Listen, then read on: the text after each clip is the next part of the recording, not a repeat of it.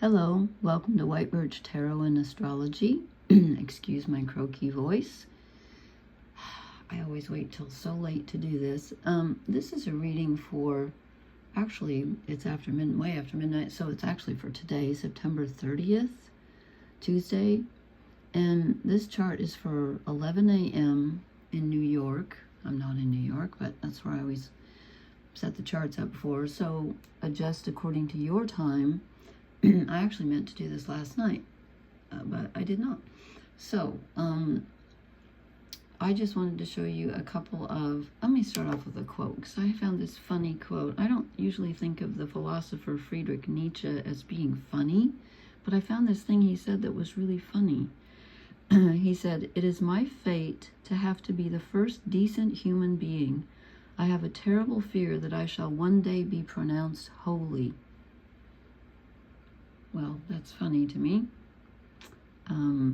Anyway, so I wanted to show you what's going on in the sky, because I wish I could get my shadow off here. Anyway, there's a really a very challenging aspect and a really positive aspect. Now, unfortunately, the positive aspect passes more quickly than the challenging one because it involves the moon, which moves very quickly.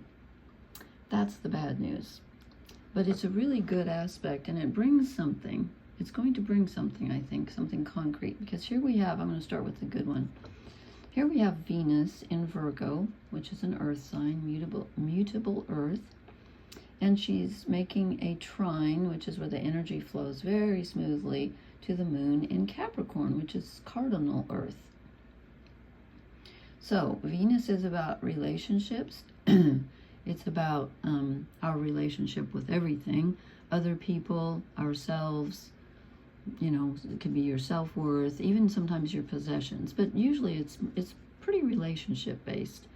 And then the moon is in Capricorn, and the moon is our emotions, and to a certain extent our subconscious, in a little bit different way than Pluto is. Pluto is like the raw, the unconscious as a whole, and the moon is kind of the emotional part of that, how our emotions rise up, without us even knowing they're there. It's how we feel. And so Venus in Virgo wants to help. She wants to do something concrete. She wants to serve. She wants to serve herself. She wants to serve others. It's a very harmonious, giving, a giving energy she wants to help on a very material level. She wants to do something real because it's Earth. And the moon in Capricorn is very stable. So it gives us a feeling of emotional security, which is nice, right?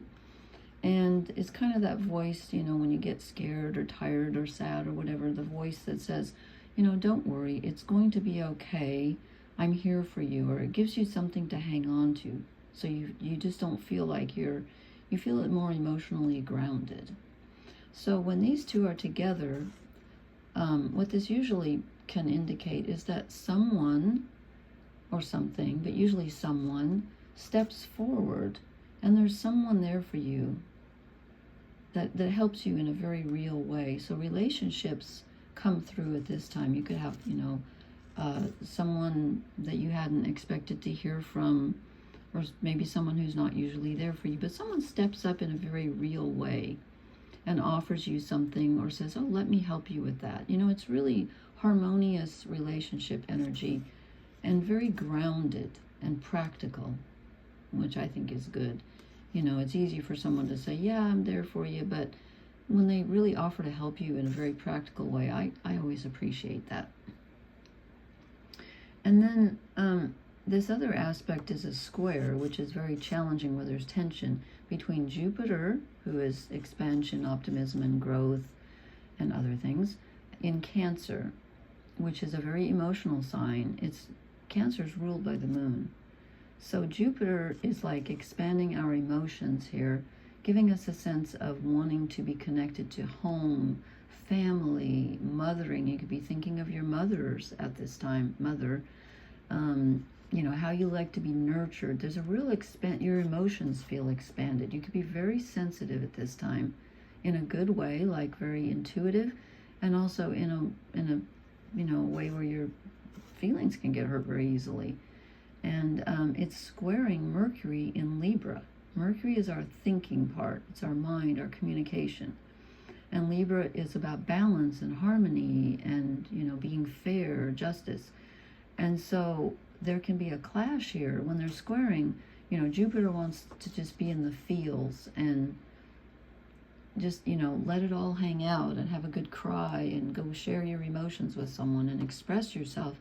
And Mercury's like, wait a minute, we don't want to make people feel uncomfortable. Things have to be balanced. This is an air sign. I'm not going to use the word practical, but it's ruled by Venus, but it loves harmony. And Jupiter's just like, just open the floodgates and let the tears, Jupiter's not worried about how other people are going to take it. Jupiter wants to express here in Cancer.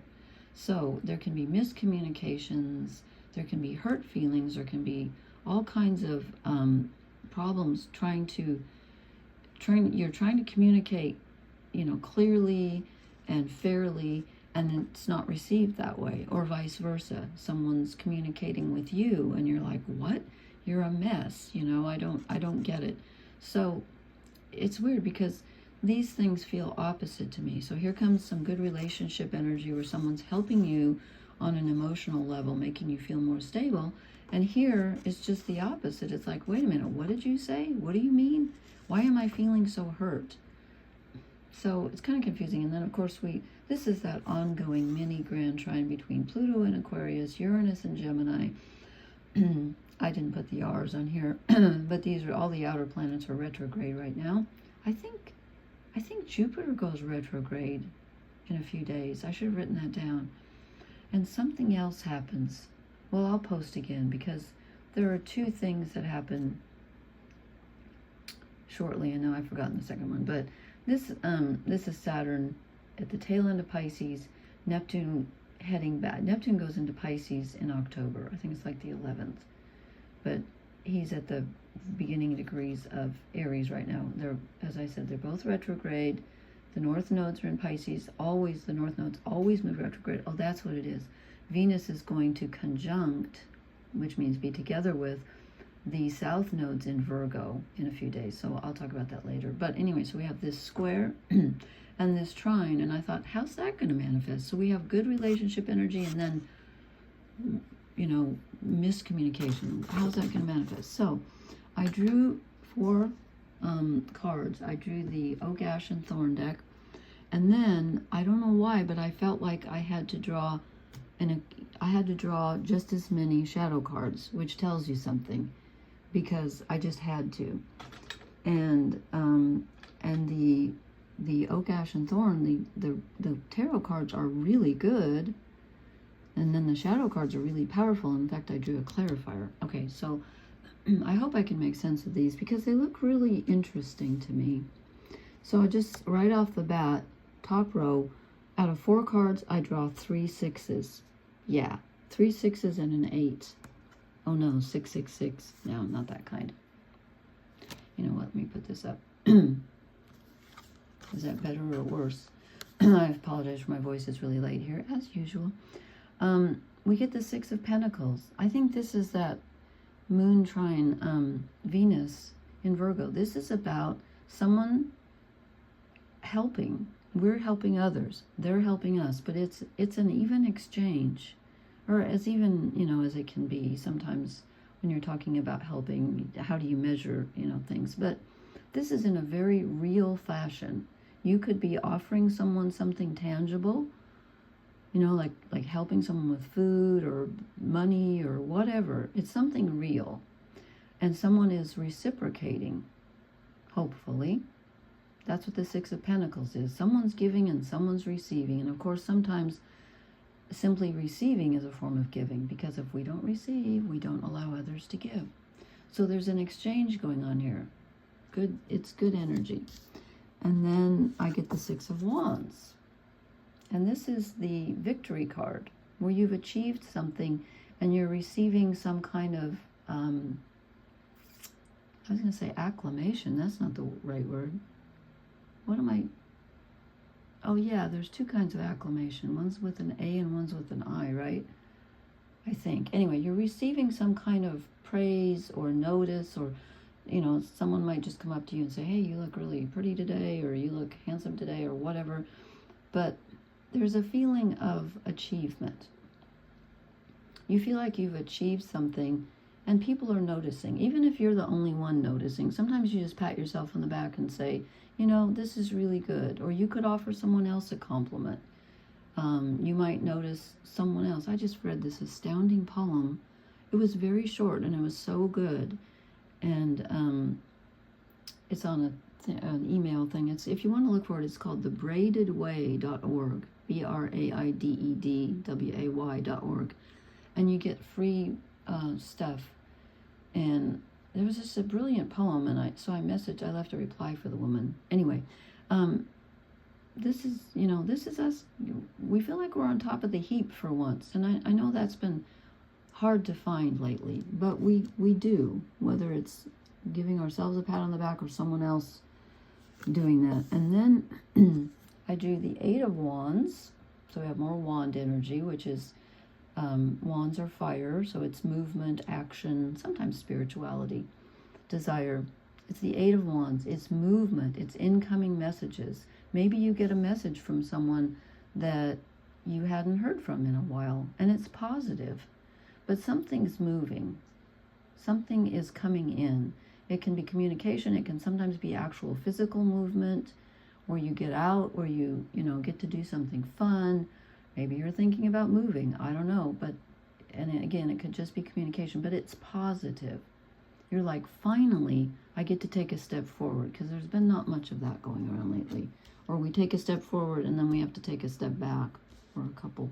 And then I drew the third six, and it's the Six of Swords. So we have Pentacles, Wands, and Swords. So there's noticeably a lack of cups here, which is interesting with that Jupiter in Cancer, which is a water sign and very emotional, squaring Mercury. So even though we're feeling emotional, we're having a little bit of trouble expressing it because there's no cups on the top row.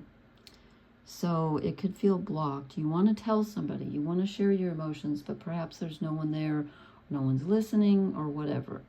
But they will be for a short time with that moon trining Venus aspect. But unfortunately, as I said, that doesn't last as long as the Jupiter square Mercury. So emotions that have nowhere to go. Six of Swords. This is about moving away. Swords are air, which is thought. So you finally realizing something like, oh, I have to let this go. See how the birds, he's like, uh-oh, got to let this one go. I have to move away. It's about mentally letting something go, or realizing you have to move away from a situation. So even though we have these three really positive cards, it ends on a kind of a melancholy note. Excuse me. But again, it's something we need to know. Pardon me. Okay, now the shadow cards. So I drew the Ace of Swords. Okay, this is Mercury having the square with Jupiter. So mentally, perhaps we're not processing so well. There's an idea that maybe we thought was going to pan out, as we say here, is going to work, and it doesn't seem to be going anywhere. Or there's a communication with someone that looked promising, but it ended up being a dud. It's not going anywhere. And I pulled a clarifier on that because I just wasn't sure. I don't know why I wasn't sure, but I got the Nine of Cups. This is the only cups, and it's a shadow card, and it's the 9, which is emotional fulfillment. So apparently he has everything, but he's not feeling it. He's like, no, something's missing. None of this matters because, why? Because there's a communication. Perhaps it's a person that you want to communicate with who's no longer here, or someone who's not listening, but you're missing someone. You're missing it's difficult to communicate what you're feeling, and or there's a lack, there's a miscommunication, and it's making you really sad. Maybe you're communicating with someone who isn't paying attention or isn't able to pay attention. I don't know, but there's a sadness here. And then I drew the Emperor, and right next to him is the Empress. And yes, I shuffled. This deck is well shuffled. I like the way these end. Sorry. Anyway, so I thought, wow, that is kind of a big deal when they're both shadow cards, the Emperor and the Empress. He's, of course, divine masculine energy, and she's divine feminine. So, on a creative, like, active way, we feel like we don't have control. And in a very inner, receptive way, we feel like we don't have control. So what does that mean? Well, we get, in the short term, we get some help. You know, like we have some good days. We're having some good energy come in. But ultimately, with these outer planets all aspecting each other, and they're all retrograde at the beginning degrees, and with Neptune at the end degree. No, Neptune's at the beginning, Saturn's at the end. But with them being so karmically placed, we still have a feeling of not having the control that we want. We're just not in charge somehow. There's that shadow side. So you're going along, you're having a good day, something really good happens, and then it kind of fades into a yes, but. You know what I mean? Like, yeah, this is really good short term, but it's not, I still feel like it's out of my control. Or it was really good until this happened. And then I had to say to myself, whoops, it went south. You know, it didn't end on the same note with which it began. So there's a feeling of lack of control, lack of authority too.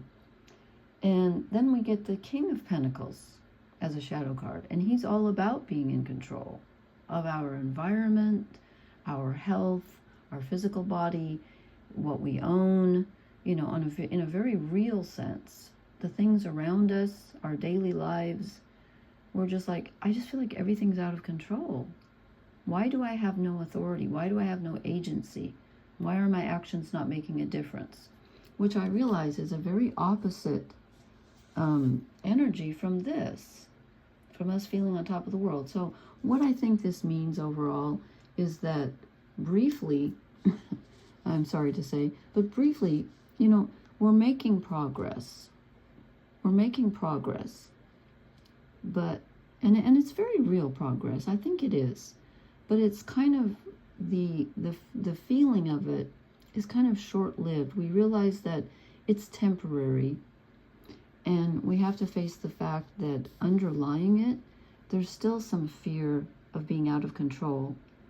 And maybe we need to have more faith, or maybe we just need to realize that it's time to take the small steps now, celebrate the small wins, but don't look for the major underlying energy is kind of still out of our control a bit, if that makes any sense. So please let me know if that makes any sense. But this is good though. And even though at the end we have to realize that we need to move away from something, which keeps coming up, and I think it's because of that Saturn at the tail end of Pisces, and you know, Neptune's going to move back into Pisces shortly.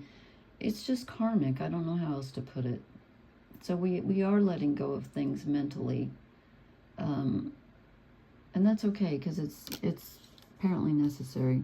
So if you can cope with the lack of feeling like you're not the authority right now, and you don't have the ultimate control, you do have some control here with others of giving and receiving, being recognized, having some forward movement finally.